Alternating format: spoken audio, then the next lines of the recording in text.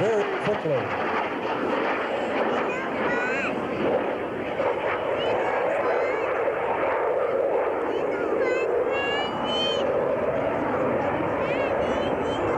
To the CF-18 Hornet.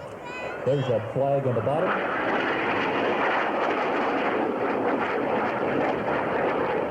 The bin coming up with a slanted 360-degree afterburner turn.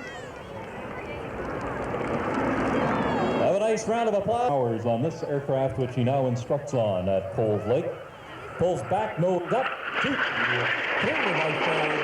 Four back to upright as he does the precision 4-point roll pass. And there, I think, is our last skydiver.